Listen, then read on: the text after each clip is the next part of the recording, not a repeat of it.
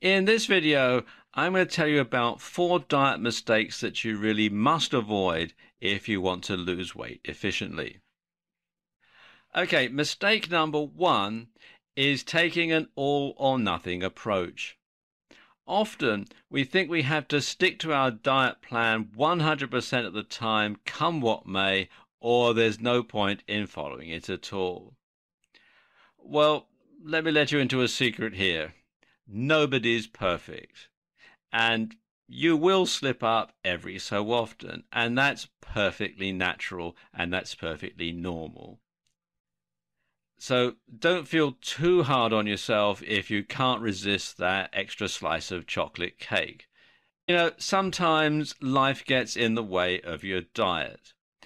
And it's fine to put your diet on hold sometimes. You shouldn't make a habit of it, but every so often it's fine to do it that way. Instead of planning how to cope with the challenge of a party or a wedding or something like that, some people will try to eat nothing all day. They'll think, oh, I'm going to have a big meal tonight, so I'm not going to eat anything at all. Or they might do it the next day. They might eat nothing the next day to try and compensate for the big meal that they've had at the party or the wedding or whatever. Well, let me tell you something.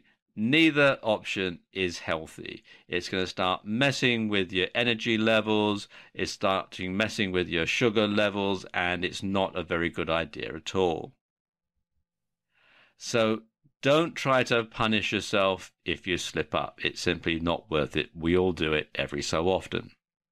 Okay, mistake number 2 is seeing your diet as a temporary fix. Some people will think, well, I just need to lose weight because of some upcoming event. So I've got a wedding coming up and I don't want to look fat in the pictures, or it's coming up for Christmas and I want to make sure that I'm slimming down before I meet all the family and that sort of thing. Because if after you've slimmed down to the weight that you want, you go back to your old eating habits, well, the weight that you lost is going to pile back on in next to no time and you'll be right back where you started. Unless you only have a few pounds to lose, it's much better to pick an eating plan that gives you flexibility. So you need something that you can follow for weeks, months, or even years. In fact, you may need something that you can follow for the rest of your life if you have a propensity to put on weight. So you need a diet that will become a permanent way of eating and will enable you to maintain your ideal weight after you achieve it. Okay, mistake number 3 is crash dieting. Now, when you go on a crash diet, the weight loss is almost always temporary. Because if you suddenly change to a restricted diet, your body will respond by storing less water. You'll lose weight and you'll be thinner, but you'll not necessarily lose any fat. And when you end that diet, well, the weight goes right back on, like I was explaining in the last mistake. You have to have something. You have to think long term when you're going for weight loss. You have to make sure that is something that you can keep up for months, weeks, years, or even forever. And the thing is, when you go on a crash diet, the body often goes into starvation mode during these diets.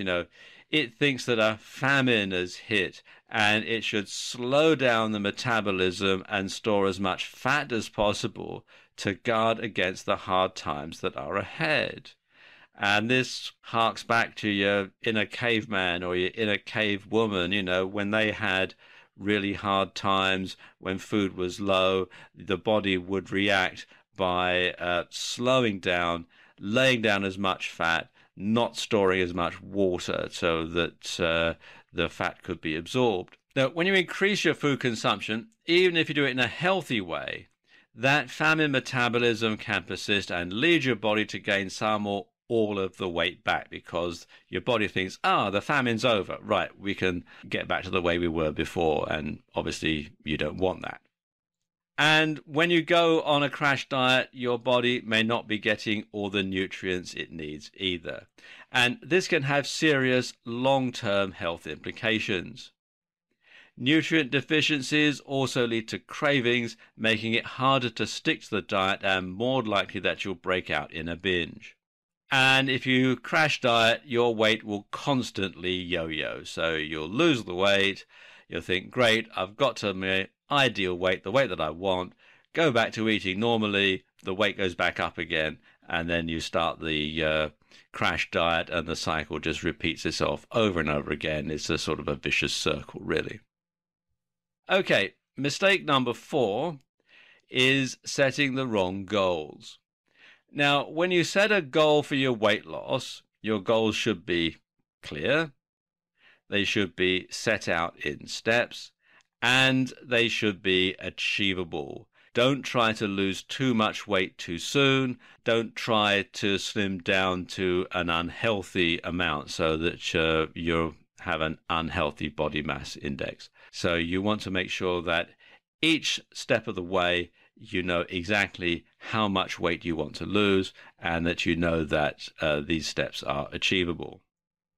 Because as well as having an idea of your ideal weight or your ideal clothes size, you should also set smaller goals along the way and reward yourself for each one achieved, but not with food.